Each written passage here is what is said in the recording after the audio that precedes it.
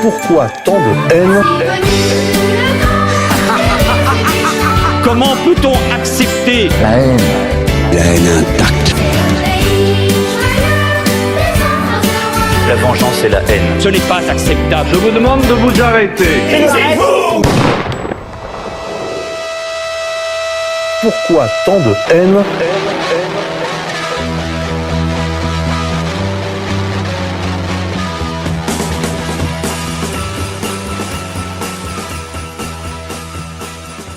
Bienvenue chers auditeurs pour la 75e édition de Pourquoi tant de haine? Paul Verbeek à l'antenne de RFM. Et nous avons la joie aujourd'hui de nous plonger dans 3 numéros récents de la revue Faits et Documents, et pour cela d'accueillir son nouveau directeur de la publication, Pierre Debrague.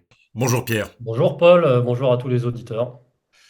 Alors on est très heureux de reprendre cette série d'émissions avec comme thème aujourd'hui qu'est-ce qui peut se cacher comme point commun derrière la galaxie Bolloré, au centre de laquelle se trouve évidemment CNews, derrière Rachida Dati, la femme politique au, je cite, culot en or, ou aux dents qui iraient le parquet, comme on voudra, et le multimilliardaire Rodolphe Saadé.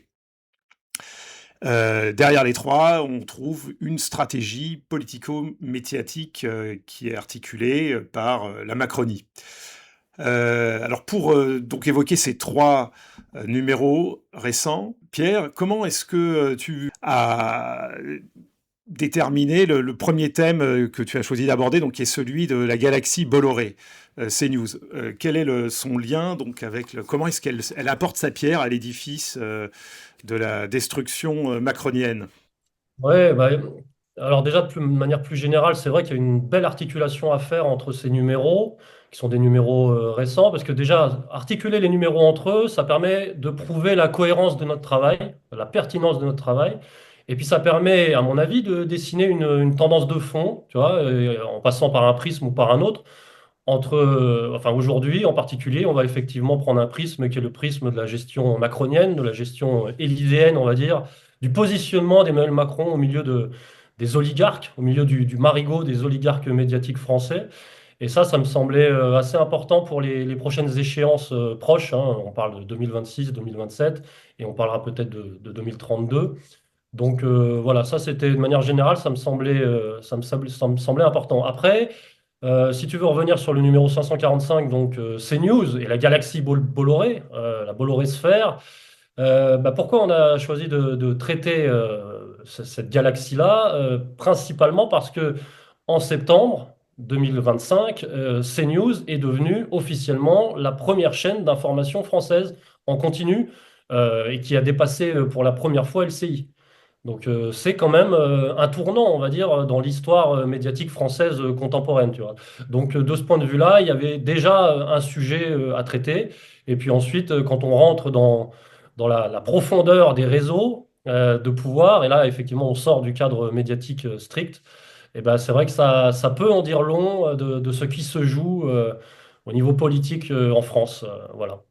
Alors, c'est assez contre-intuitif au départ de traiter les liens entre CNews et la galaxie Bolloré et la Macronie, puisque évidemment, dans la Vulgate, si on se contente du brouet qui nous est servi dans la presse, on les présente plutôt comme opposés, ou en tout cas en partie opposés, en tout cas apparemment opposés. Mais effectivement, si on creuse un peu plus profondément, on trouve autre chose.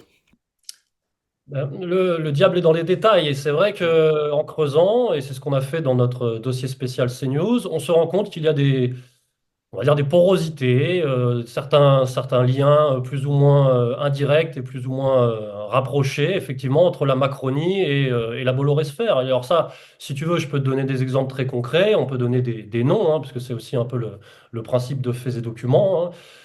Effectivement, Macron, à ses entrées, on va dire, à CNews et plus largement dans la Bolloré sphère, par l'entremise de certains personnages qui sont un peu moins connus, un peu moins mis en lumière, mais c'est notre travail. C'est par exemple Bruno Roger Petit.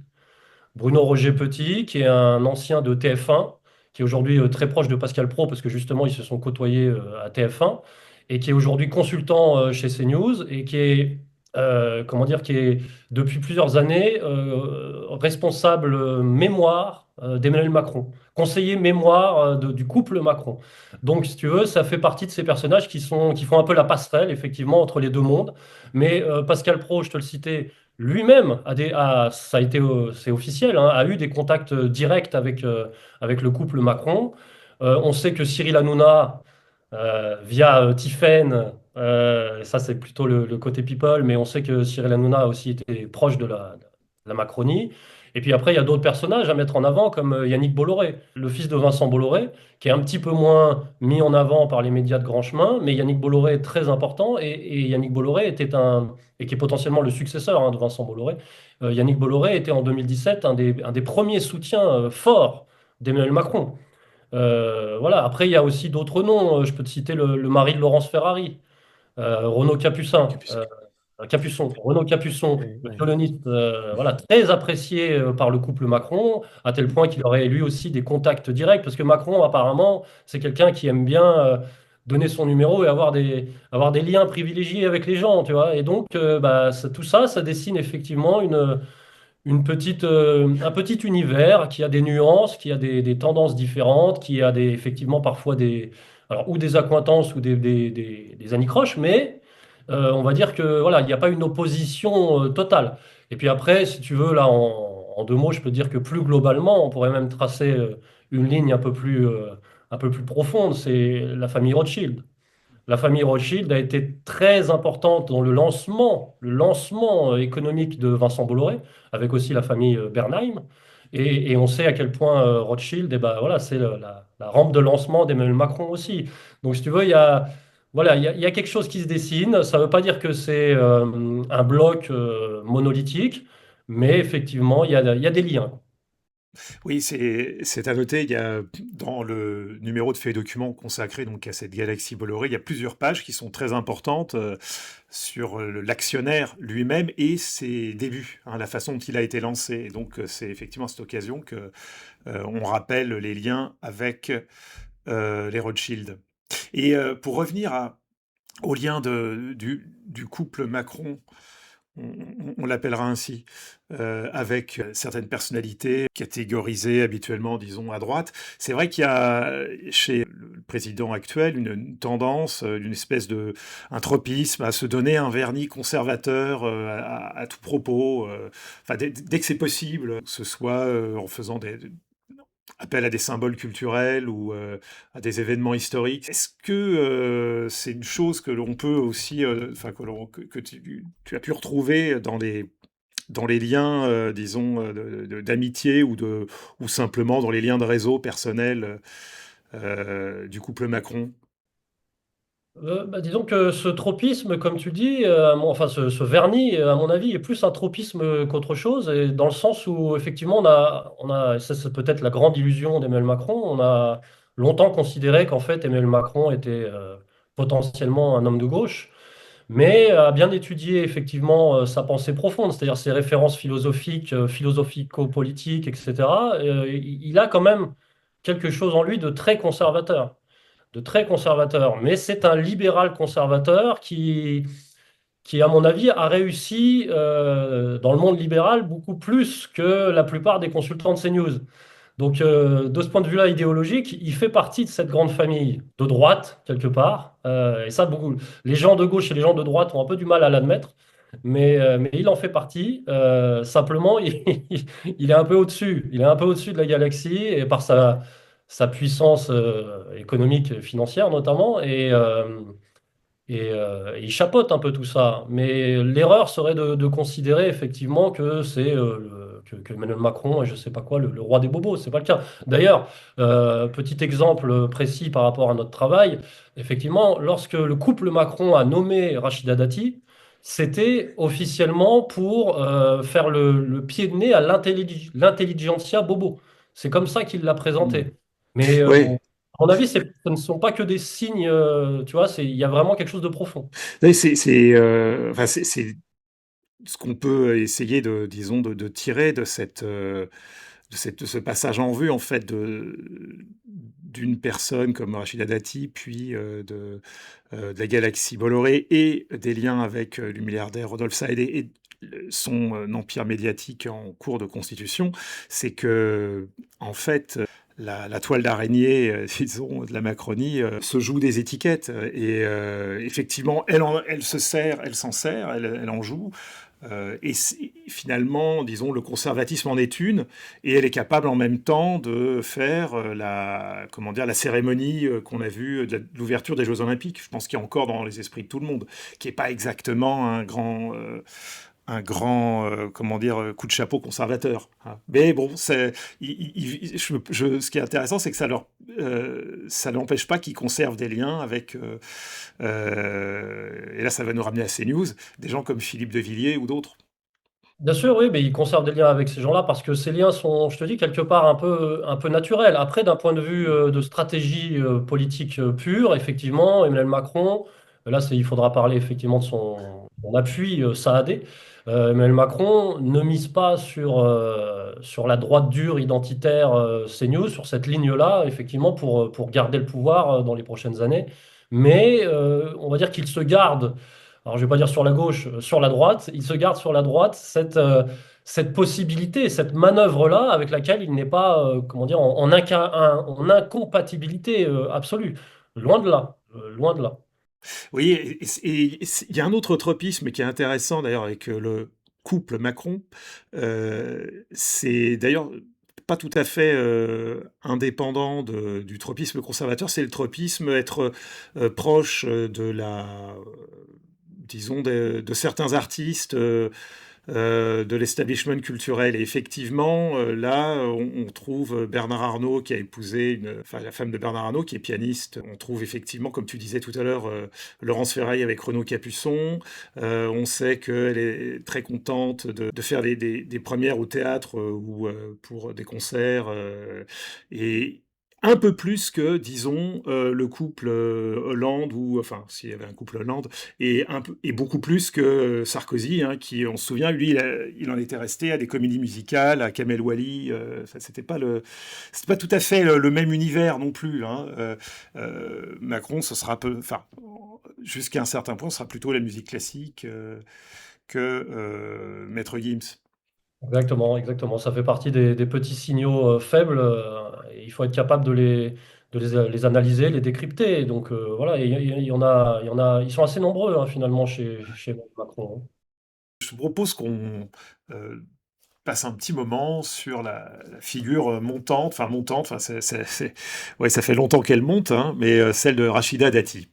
Parce que c'est désormais une personne quand même bien installée dans la politique française, et à juste titre, vous la présentez comme un personnage balsacien, effectivement, elle est assez incroyable, parcours, et son portrait commence par une série de citations qui est vraiment intéressante. On ne va pas euh, on va pas comment dire, les déflorer ici, hein. On laisse au lecteur le soin de les découvrir.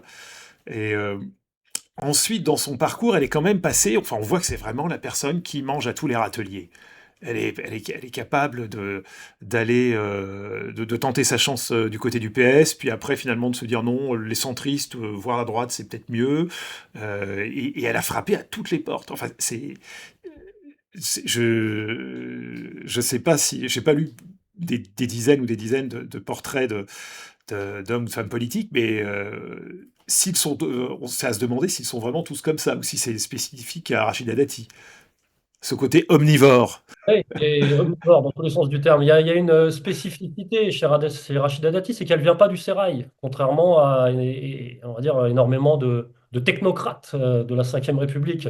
Et ce que son portrait dit de la situation politique française, et plus largement, on va dire, effectivement, des affres de la Ve République, et même encore plus largement de notre époque, c'est justement ce parcours soi-disant méritocratique, parce que c'est ça, pour le coup, le vernis, c'est elle a monté les échelons de la méritocratie française, mais bon, quand on va creuser effectivement en coulisses, on se rend compte que c'est un peu plus compliqué que ça. C'est un peu plus compliqué que ça. Mais ça en dit très très long, effectivement, de c'est un symbole, quoi. C'est un symbole des affres de la politique française de manière générale. Et c'est un symbole, j'ai envie de dire, incandescent, quoi. Incandescent. Et donc, oui, Rachida Dati, elle a cette spécificité qu'elle ne vient pas des élites. Elle vient Oui. d'une famille maghrébine de Saône-et-Loire, dans une cité HLM où ils sont une dizaine d'enfants. Alors, c'est pas la fratrie Traoré, hein, on est au Maghreb, hein, pas en Afrique noire, hein, mais presque. C'est pas la fratrie Traoré, non, mais elle vient elle vient, je te dis, d'une cité HLM avec ses parents. Son père était ouvrier chez Saint-Gobain, etc. Alors après, il y a beaucoup de Je réécritures. pensais à la délinquance, hein, c'est pour Oui, ça, oui, par la fratrie oui. Traoré. Après, il y a de la délinquance dans la fratrie Dati, puisque sur les 11 enfants, alors je dis qu'il y a pas mal de réécritures dans la biographie de Rachida Dati, parce que parfois ils sont 12, parfois ils sont 11, parfois ils sont 10, selon les époques à laquelle elle s'exprime. Parce que Rachida Dati, c'est une spécialiste de la tchatch et on va dire de la narration en mouvement permanent, tu vois. Parfois il y a des détails qui collent pas selon les années, mais on va dire sur cette dizaine d'enfants de fratrie, effectivement, on a deux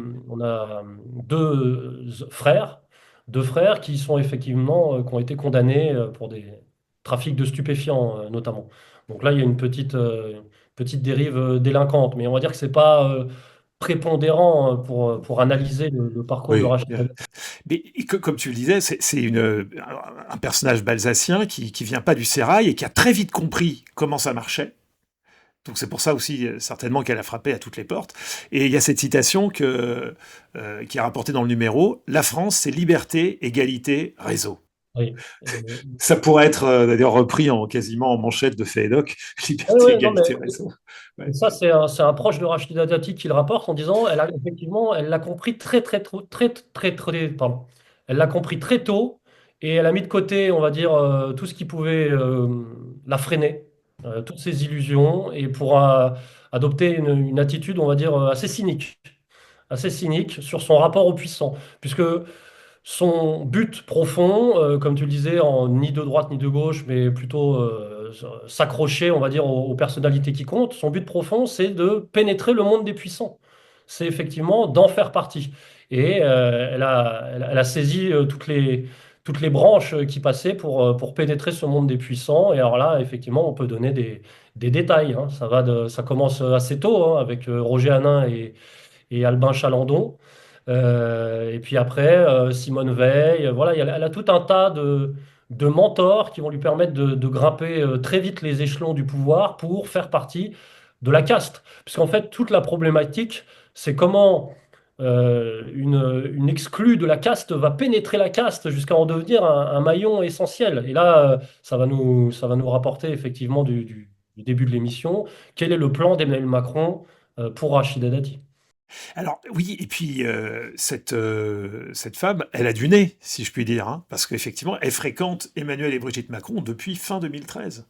Oui, oui, Donc assez tôt, effectivement. Ouais, ouais. Et très vite, ils ont été fascinés par son culot, par sa verve, par son côté un peu justement, un peu hors cadre, un peu déroutant. D'ailleurs, c'est ce qui revient très souvent dans le portrait, hein. Ce côté grande bourgeoisie feutré, un peu bousculé par le personnage Rachida Dati, avec ce que ça comporte d'exotisme.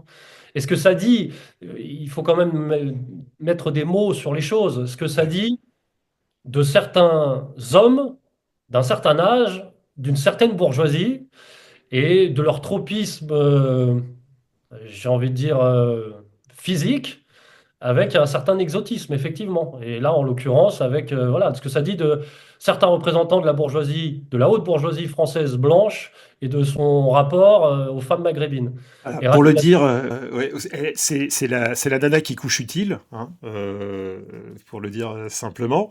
Alors on va pas citer les passages de Fédoc, les lecteurs, mais bon, je les inviterai à se reporter au numéro pour voir comment Dominique Strauss-Kahn l'introduit auprès d'un de ses amants. Là, ça vaut la peine d'être lu. Voilà. C'était un petit teaser, juste sur cette. Alors, le premier lien officiel, disons, la première charge qu'elle va occuper dans le dispositif Macron Rachida Dati, ça va être en 2024, lorsqu'elle va remplacer Rima Abdul Malak. Donc en fait, c'est vrai que Rachida Dati, on était habitué à elle, donc après Rima Abdul Malak, elle fait presque vieille France, finalement, en tant que ministre de la Culture. Et c'est donc son premier poste. Oui, alors ça peut paraître très récent parce qu'effectivement on est début 2026 et ça fait même pas 2 ans que Rachida Dati est en poste, mais au vu de l'évolution gouvernementale, et c'est ce qu'on rapporte dans notre introduction, dans notre chapeau introductif, c'est-à-dire qu'elle est quand même là depuis 5 gouvernements. Et c'est la seule ministre reconduite par Emmanuel Macron depuis 5 gouvernements, même si ces gouvernements sont effectivement dans une poche de temps extrêmement rapprochée. Mais ça, c'est la situation politique française. Il n'empêche que, même si dans l'absolu, elle n'est pas là depuis longtemps, aux côtés d'Emmanuel Macron, on va dire de manière officielle, il n'empêche que voilà, elle fait partie des favoris. Elle fait partie des favoris du couple Macron. Elle est très appréciée par Brigitte et Emmanuel, pour des raisons parfois un peu différentes. Et elle est certainement un pion, on va dire, assez indispensable pour les prochaines échéances. Et c'est là, effectivement, qu'on peut parler du dossier de l'opération Paris. Et alors, juste avant de parler d'évoquer l'opération Paris, parce que c'est quand même c'est un gros morceau, juste un point commun peut-être entre Rachida Dati et le couple Macron, c'est les problèmes d'état civil. On parlait de la difficulté à tracer le nombre de frères et sœurs, et il y a aussi celui de son unique enfant, dont la paternité fait l'objet de disputes judiciaires, sur lesquelles on s'étendra peut-être pas, mais bon. Oh, bah si, mais ça a été, le problème est officiellement réglé, puisque Dominique de Seigne a reconnu l'enfant, Zora Dati, au bout effectivement de longues pérégrinations judiciaires, qui d'ailleurs ont donné lieu, enfin, ont permis effectivement, on va dire, aux journalistes d'investigation d'augmenter le nombre des partenaires potentiels de Rachida Dati, puisque lors du procès, Dominique de Seigne, pour se défendre, disait que à l'époque de la conception de l'enfant, Rachida Dati fréquentait avait 8 autres amants. Alors ça, c'était sa défense, hein. On n'est pas là pour dire que c'était vrai ou que c'était faux. Mais en tout cas, c'est ce qu'il a dit devant les tribunaux. Et les noms, lorsqu'on veut bien chercher, lorsqu'on veut bien recouper, sont sortis. Et ça, c'est ce qu'on a fait dans le numéro. D'ailleurs, on les a mis en évidence. On peut dire effectivement qui était cité parmi ses amants et ses pairs potentiels dans les rumeurs. Donc voilà, mais effectivement, c'est tranché. Dominique de Seigne, suite à un test ADN, a reconnu Zora Dati. Et puis pour la petite histoire, pour les gens qui ne savent pas, Dominique de Seigne, c'est l'héritier indirect, parce que c'était sa femme, qui était l'héritière des casinos Barrières. Sa femme est disparue il y a quelques années, mais lui, voilà, il récupère un peu il récupère la suite, quoi. Hein, il prend la suite. Donc c'est un multimilliardaire comme Rachida Dati sait en fréquenter. Alors, qu'est-ce que vient faire donc Rachida Dati dans le dispositif Macron pour la mairie de Paris? Alors, on sait qu'elle était maire du 7e arrondissement, donc elle s'est placée pratiquement au sommet de comment dire, elle s'est fait élire par la bourgeoisie la plus conservatrice de Paris, en théorie en tout cas, 7e arrondissement. Alors là, qu'est-ce qu'elle vient faire dans ce dispositif? Alors, il faut savoir que la mairie de Paris, la mairie du 7e arrondissement de Paris, lui a été offerte sur un plateau par Nicolas Sarkozy à partir de 2009, à l'époque où elle a été mise dehors du gouvernement Sarkozy, parce qu'elle était ministre de la Justice. On a un peu oublié, mais Rachida Dati était ministre de la Justice de 2007 à 2009, alors qu'elle n'avait quasi aucune légitimité en termes de magistrature. D'ailleurs, ça lui a été beaucoup reproché. Elle était très peu appréciée par les magistrats et par ses collègues du ministère. Hein, Ce qui explique peut-être qu'elle en ait fait des caisses sur le fait qu'elle avait plaidé ou elle avait siégé plutôt, pardon, s'agissant d'un magistrat, avec la robe de Simone Veil. Oui, mais parce que effectivement, elle a pu obtenir un poste de juge-commissaire à une certaine époque, mais son parcours est un peu, on va dire, un peu différent de Oui, la norme en oui. termes chez les magistrats. Hein, mais c'est notamment parce qu'elle a bénéficié effectivement du soutien de Simone Veil, soutien très appuyé de Simone Veil. Voilà, mentor très important pour Rachida Dati. Et donc, oui, donc, elle a été excommuniée du gouvernement Sarkozy en 2009. Et ça, c'est pareil, c'est les coulisses du pouvoir, mais il faut le dire, du fait de Carla Bruni. Carla Bruni ne supportait plus Rachida Dati, et donc Rachida Dati a été mise dehors par Nicolas Sarkozy, qui lui l'appréciait, et il y avait cette espèce Alors, de c'est- dualité. c'est- c'était des antipathies de bonne femme ou il y a des trucs plus profonds derrière? Il y a beaucoup d'antipathies de bonnes femmes, mais par exemple, Rachida Dati était très proche de Cécilia Attias. Elle était très appréciée de Cécilia Attias, mais très détestée de Carla Bruni, qui considérait certainement que Rachida Dati était beaucoup trop proche de Nicolas. Donc, ceci explique cela. Et donc, il lui a été proposé une sorte de parachute doré, qui était effectivement de prendre la mairie du 7e arrondissement de Paris, puis après de prendre un poste d'eurodéputé, hein, qu'elle a tenu d'ailleurs, eurodéputé Rachida Dati de 2009 à 2019. Et on se retrouve aujourd'hui avec une Rachida Dati qui est donc ministre de la Culture, maire du 7e arrondissement et en campagne pour la mairie de Paris jour et nuit.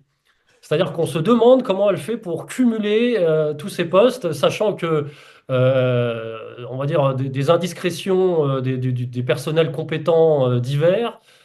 Tout le monde dit que c'est loin d'être la plus grande bosseuse lorsqu'elle doit jouir de certaines prérogatives.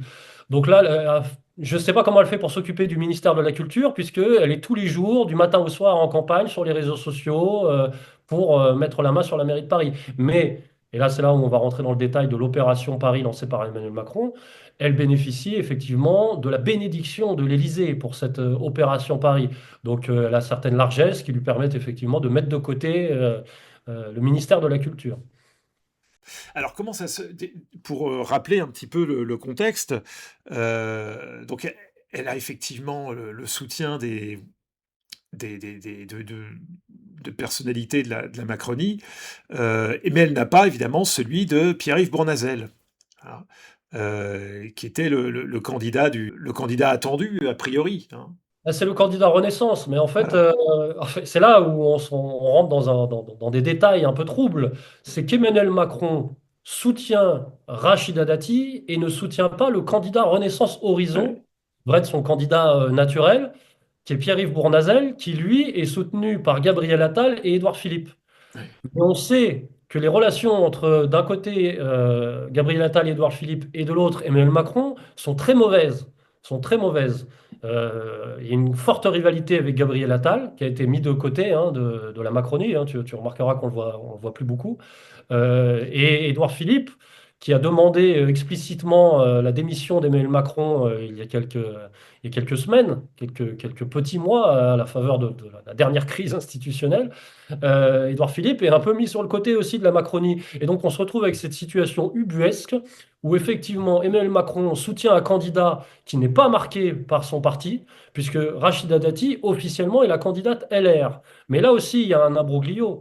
C'est-à-dire que Rachida Dati, lorsqu'elle a rejoint le gouvernement Macron en 2024 pour prendre le ministère de la Culture, elle a été officiellement, soi-disant exclue des Républicains par Éric Ciotti. Soi-disant. Sauf que, Ouais. en réalité, ça n'a jamais été certifié.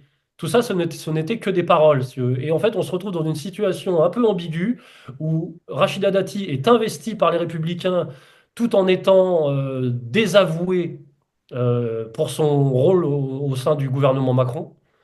Donc, tu vois, donc on est en eau trouble à tous les niveaux. Et de l'autre côté, effectivement, elle est soutenue par Macron, alors que le gouvernement, le parti officiel de la majorité présente lui un autre gouvernement et un autre candidat. Et Rachida Dati est soutenue par Emmanuel Macron, par deux personnalités qu'on a mis en avant dans le numéro, qui sont on va dire des macronistes purs et durs, qui sont Benjamin Haddad et Sylvain Maillard. Et Ouais, qui ouais, d'ailleurs, c'est les macronistes hardcore, hein, et on est en termes de sionisme, dans le pire du pire, hein. voilà, et qui d'ailleurs voilà, disent assez long sur les réseaux qui peuvent soutenir aussi Rachida Dati pour mettre la main sur la mairie de Paris, puisque là, effectivement, on est dans le sionisme assez puissant, hein, de manière assez puissante.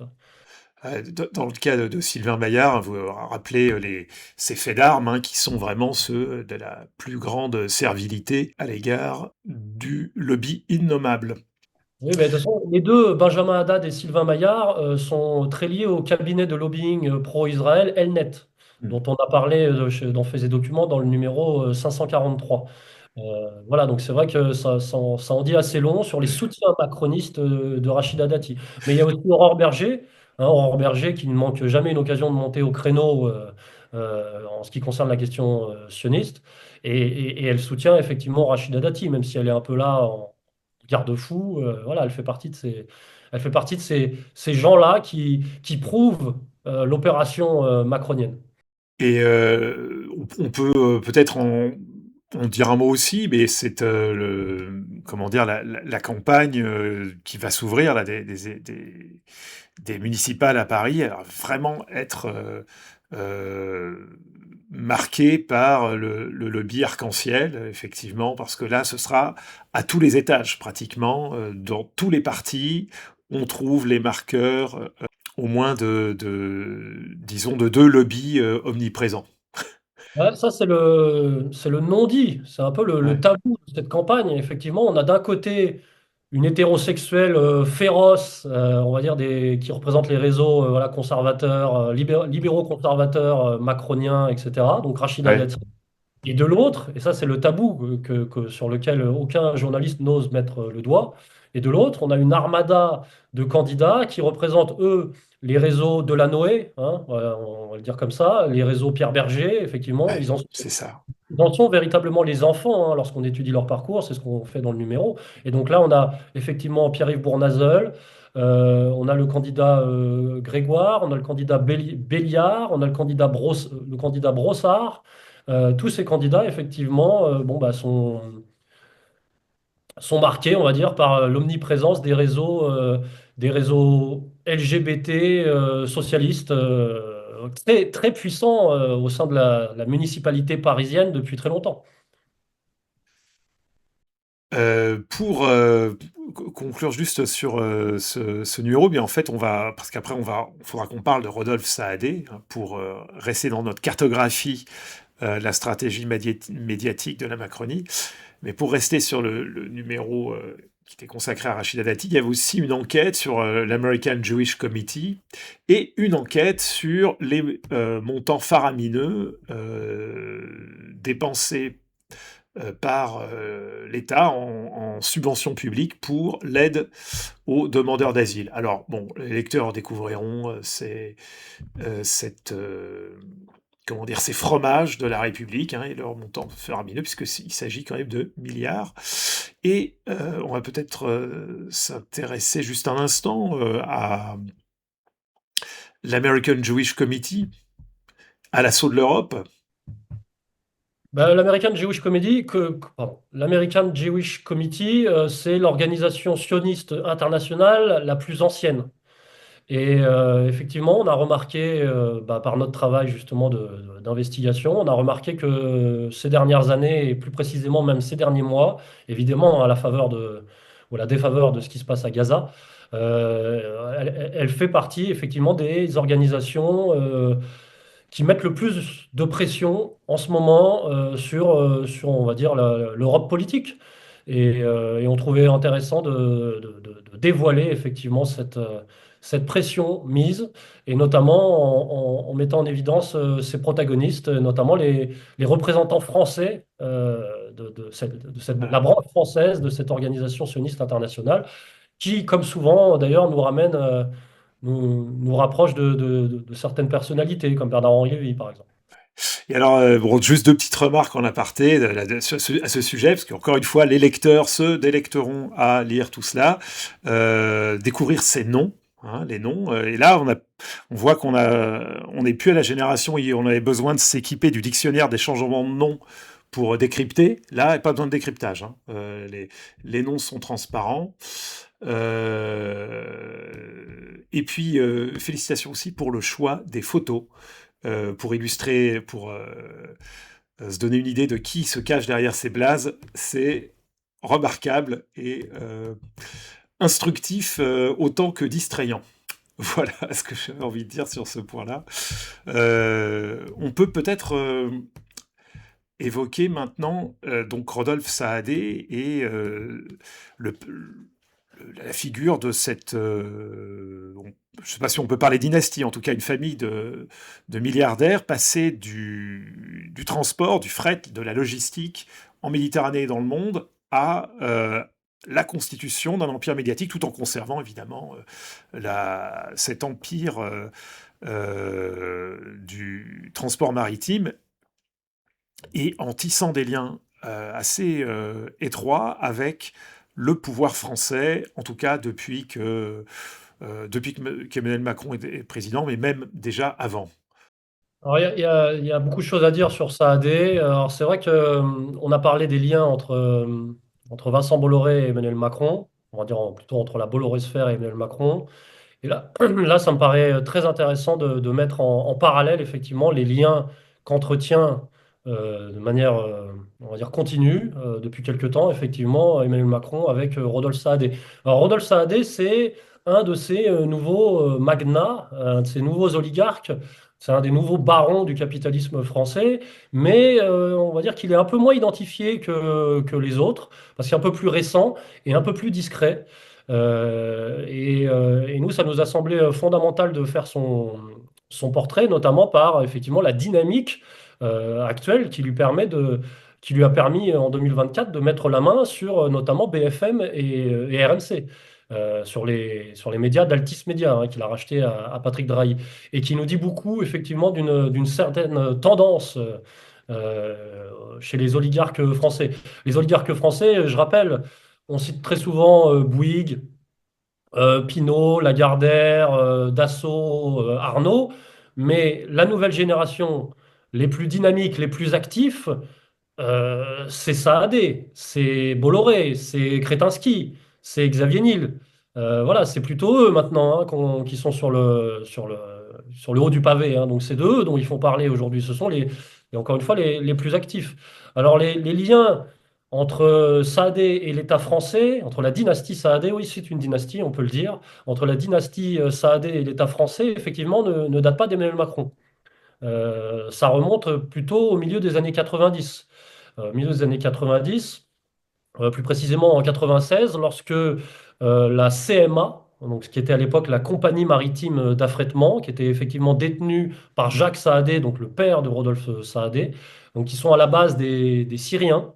C'est une famille, c'est une dynastie syrienne, hein, originaire de la ville côtière de Latakia en Syrie, qui, à la faveur, ou encore une fois à la défaveur de certains basculements géopolitiques, se sont établis dans les années 60 au Liban, à Beyrouth, quartier chrétien, et qui, effectivement, après la guerre civile libanaise, enfin, l'un des frères, Jacques Saadé, est venu s'établir notamment en France et à Marseille, Alors, précisément à Marseille. petite incise, pardon Pierre, je ne me résiste pas au plaisir de citer une phrase que vous mettez en exergue quasiment du portrait de Jacques Saadé, enfin de Rodolphe Saadé, donc c'est une citation de Jacques Saadé pour le coup, Confidence d'un tycoon des mers, Hafez el-Assad, donc l'ancien chef d'État de la Syrie nationaliste, hein, le père de Bachar el-Assad, donc Hafez el-Assad a tout pris à notre famille. Pour lui, on était des profiteurs. Il a tout nationalisé, sans rien payer, bien sûr. Bon, on peut dire que pour des gens qui ont été spoliés, hein, ils se sont rudement bien refait la fraise. Hein. Oui, parce que il y a beaucoup de... Pareil, hein, c'est comme chez Rachida Dati, hein, il y a beaucoup d'autonarration, beaucoup de réécriture, et puis il y a beaucoup de zones floues, troubles, d'approximation biographique. Donc il faut être capable effectivement de recouper, de croiser les informations, hein. C'est ce qu'on a fait dans le dossier pour essayer de rendre bah, un tout cohérent et puis d'être au plus proche de la vérité. Mais c'est vrai que si on s'en tient uniquement au discours de Jacques Saadé, on va dire qu'on est un peu dans la romance, oui. On est un peu dans le romanesque. Ça, c'est sûr. Ouais. Alors, donc, tu disais qu'ils avaient des liens étroits avec le pouvoir français depuis le milieu des années 90. Et effectivement, il y a eu plusieurs opérations financières, disons, qui n'ont pu passer qu'avec une certaine complaisance des autorités.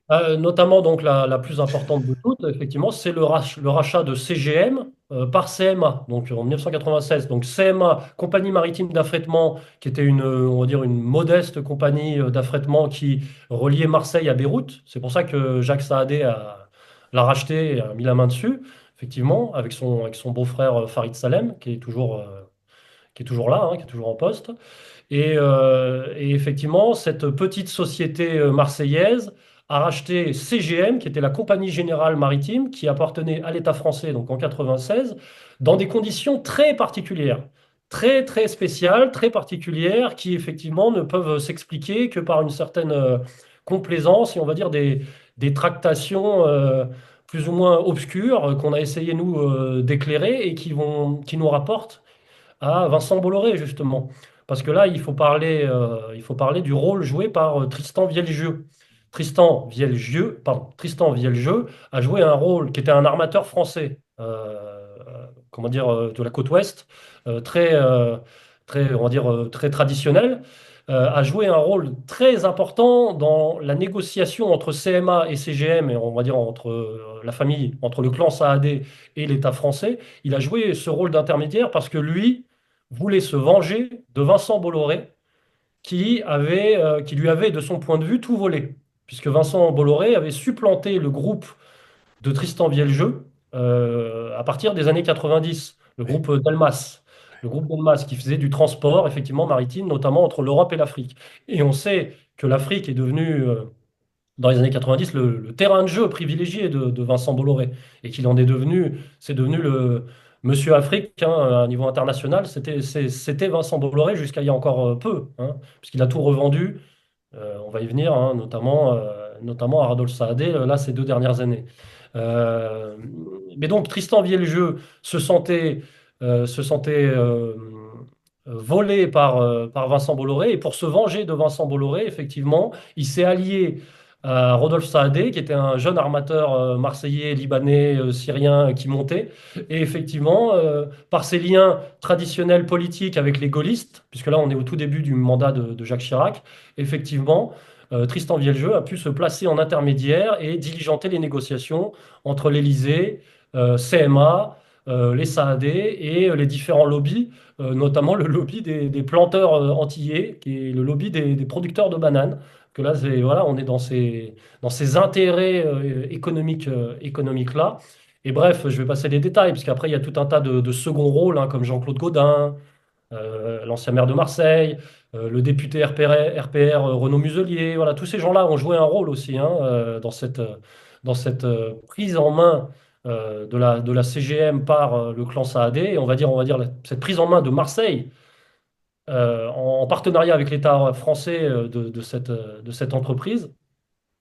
Et au bout du compte, effectivement, c'est la création de CMA-CGM dans des conditions, encore une fois, très spéciales, très particulières et qui sont très très ambiguës, voilà, qui sont très très ambiguës, mais qui font que la CMA-CGM a pu devenir aujourd'hui l'un des principaux armateurs mondiaux. Voilà, donc, et propulsé à ce rang-là, en fait, ça signifie aussi que Rodolphe Saadé se retrouve être un des, comment dire, des multimilliardaires français. Et comme, disons, brevet d'entrée dans le club, il se constitue, lui aussi, à l'image des autres, un petit empire médiatique. Alors comment procède-t-il? Eh ben ça, c'est depuis la mort de Jacques Saadé, donc, qui était vraiment le patriarche, le père fondateur, hein, de CMA-CGM. Jacques Saadé est mort en 2018. Et donc, il avait passé la main très peu de temps avant sa mort à son fils Rodolphe, alors, qui lui, effectivement, a grandi dans cet univers, mais qui n'est pas forcément le self-made man. C'est pas exactement la même mentalité, quoi. Qui est lui qui a plus une mentalité, on va dire, d'investisseur. Et effectivement, depuis ce passage de relais, Rodolphe Saadé a diversifié les investissements de la CMA-CGM et a fait fructifier l'empire. Et dans sa logique de fructification de l'empire Saadé, il y a effectivement cette volonté de mettre la main sur les médias et qui s'explique aussi par ses liens très profonds avec l'État français et avec Emmanuel Macron personnellement et directement, parce que là, on rentre effectivement dans le grand jeu des oligarques français et on comprend que Rodolphe Saadé, quelque part, est un peu aussi un outil d'Emmanuel Macron pour orienter son agenda et ses politiques du point de vue médiatique. Et on peut être sûr que ce partenariat ne fait que commencer. Parce que, si tu veux, donc je disais tout à l'heure qu'il a réussi ce grand coup en 2024 de mettre la main sur les médias d'Altis, donc principalement RMC et BFM. L'année dernière sur Brut, qui est un média YouTube important, tu vois. D'ailleurs, pour la petite histoire, pour confirmer ce que je suis en train de dire sur les volontés macroniennes derrière les offensives financières de Saadé. On a vu récemment Brigitte Macron, lorsqu'elle a dû faire ses excuses, tu sais, dans l'affaire des salopes, Ouais. très récemment, là, suite au spectacle d'un humoriste séfarade. Brigitte Macron, pour faire ses excuses, elle les a faites chez Brut, le média de Rodolphe Saadé, tu vois. Et ça, c'est un premier indicateur qui nous laisse penser que Brut va devenir de plus en plus une courroie de transmission, une Ouais. caisse de résonance de la Macronie à l'intention d'un certain public. Bah ouais, parce que ça avait une image plutôt, hein, vraiment gauche, urbain. Ouais, Ouais, mais c'est pour les nouvelles générations. c'est, Enfin, voilà. Et, ouais. et là, les rumeurs les plus sérieuses font état des volontés de Rodolphe Saadé et derrière en sous-main d'Emmanuel Macron de mettre la main sur M6, de recruter Pascal Praud. Ça, c'est pour continuer dans la guerre avec Vincent Bolloré, Ouais, certainement. ouais, ouais. On sait aussi que Saadé a mis la main, enfin, a pris des parts dans Pathé. Donc là, on est plutôt au niveau culturel, dans le cinéma, etc. Donc on peut s'attendre dans les prochaines années, effectivement, à voir l'empire médiatique de Saadé être de plus en plus florissant et rentrer en véritable concurrence avec l'empire de Vincent Bolloré, même si c'est tout le propos de notre émission. Effectivement, il y a une concurrence, une rivalité, mais ça ne veut pas dire un antagonisme majeur et absolu. Et est-ce qu'il y a un stratège derrière disons, ces prises de position médiatiques, enfin ces prises de position dans l'univers des médias de l'Empire Saadé, ou est-ce que ça s'est fait comment dire, au coup par coup, et il n'y a pas vraiment de ligne directrice très forte?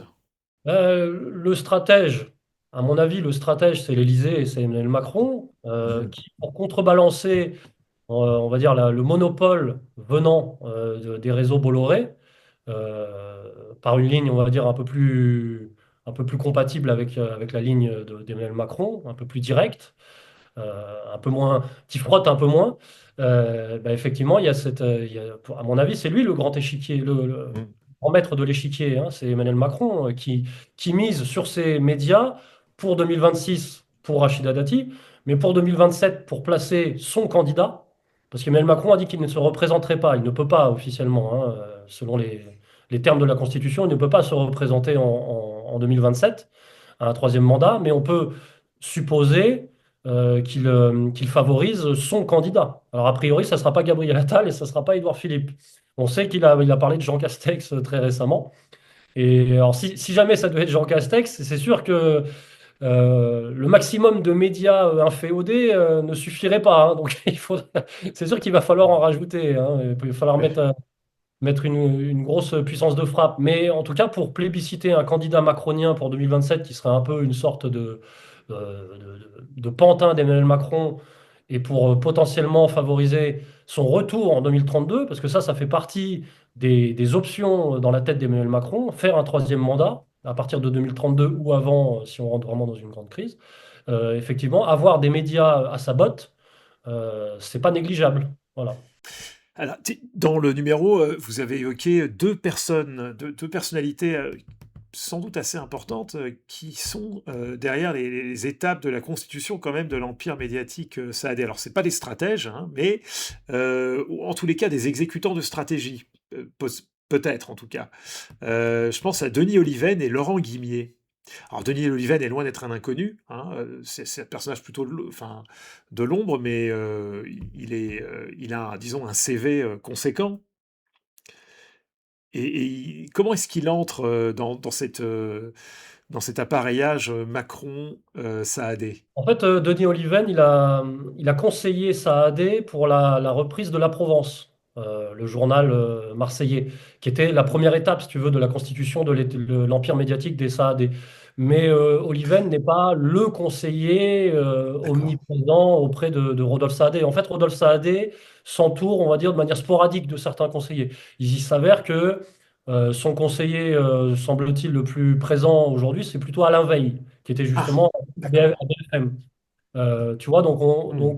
Saadé, voilà, il tourne un peu, il fait tourner un peu les conseillers. Alors c'est vrai effectivement que Oliven a été de la partie. Il n'est pas exclu qu'Oliven en soit pour une prochaine transaction, mais c'est pas voilà, c'est pas Parce que c'est plutôt les réseaux de la vieille, entre guillemets, vieille gauche, Ashkénaze pour le coup, PS, Henri Weber, etc. Hein, Ouais, ce qui est Oliven. intéressant ouais, ce qui est intéressant avec Saadé, c'est que, à l'instar d'autres, hein, c'était un militant trotskiste. Alors, il vient quand même de la haute bourgeoisie juive parisienne, hein, mais bon, avec un tropisme trotskiste, et puis qui, à l'instar de beaucoup de ses camarades, est devenu néoconservateur quasiment. Denis Oliven, aujourd'hui, c'est quasiment un néocon, quoi, hein. Il est quasiment idéologiquement proche de Finkielkraut, etc. Et d'ailleurs, il est derrière Marianne, il est derrière Libération, il est derrière Franc-Tireur, dont on va peut-être dire un mot juste après. Bah oui, eh oui. Alors, avant d'attaquer enfin, le sujet franc-tireur et le feu ouvert sur Féhédoc, juste un mot sur les deux enquêtes qu'on trouve aussi dans ce numéro sur Rodolphe Saadé, c'est sur les instigateurs de la législation en faveur de l'euthanasie et un dossier épique sur la corruption d'Ukraine et les réseaux de Zelensky c'est tout à fait intéressant. C'est pire que ce qu'on pouvait imaginer hein, quand on le découvre dans le détail. Je ne sais pas si tu as envie d'en dire un mot ou on passe directement à Qui veut la peau de Fédoc. Non, non, on peut enchaîner, ouais. Oui, alors enchaînons. Enchaînons. Et donc les faits et les documents, comme allez, on va reprendre cette bonne vieille citation du camarade moustachu, hein, derrière tous les problèmes, il y a un nom et un prénom. Alors, qu'y a-t-il derrière cette opération qui vise fait et documents?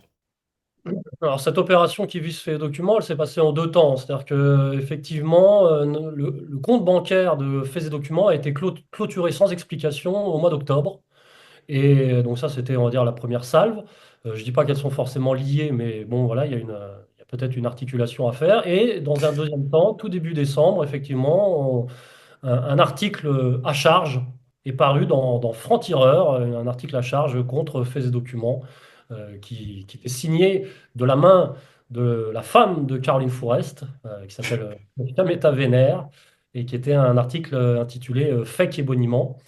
Et ben donc, nous, on trouve important, pas forcément de rentrer dans une guerre directe avec Franc-Tireur, c'est pas du tout ça, mais on a plutôt saisi l'occasion pour remettre en avant, on va dire, l'organigramme de francs-tireurs, qui sont effectivement les décideurs, qui sont les propriétaires, l'actionnaire, voilà, qu'est-ce que ça dit effectivement de la ligne idéologique défendue par francs-tireurs, et puis c'était notre manière de répondre.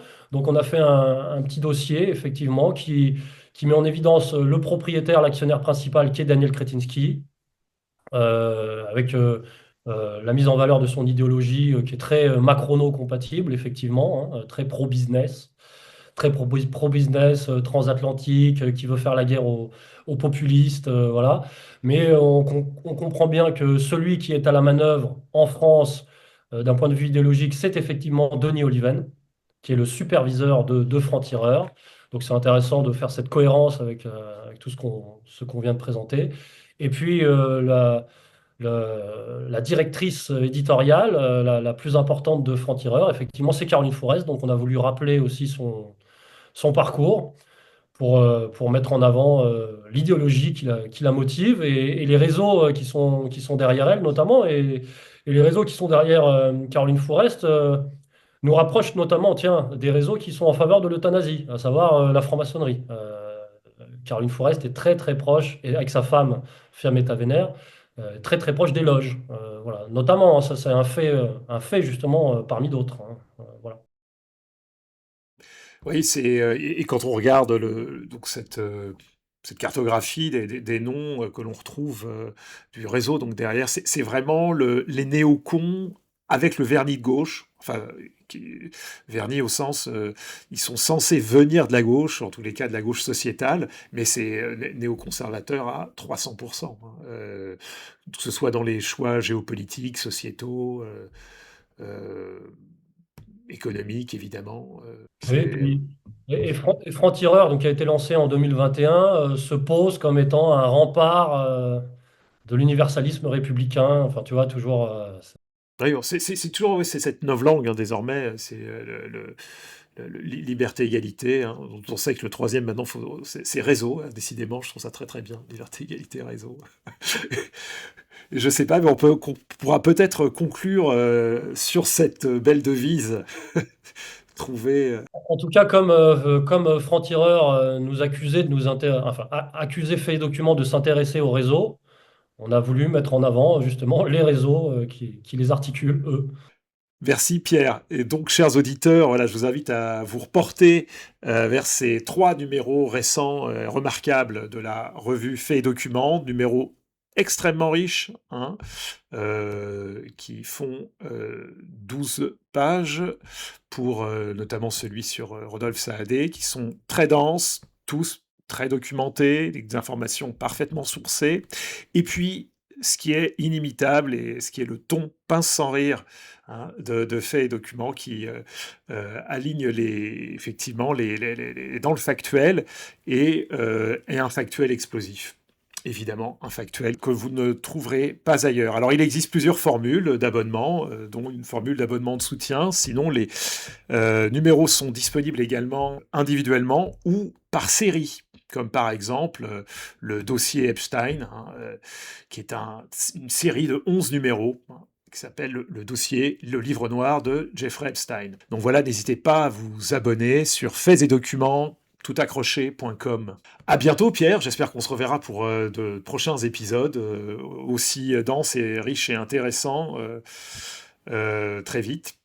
À bientôt, Paul. Merci pour ton invitation. Et puis, bah oui, hein, il y a beaucoup de choses à dire. Donc, c'est sûr, on va se retrouver et on va développer. À bientôt, chers auditeurs. C'était Paul Verbeek à l'antenne de RFM. Au revoir.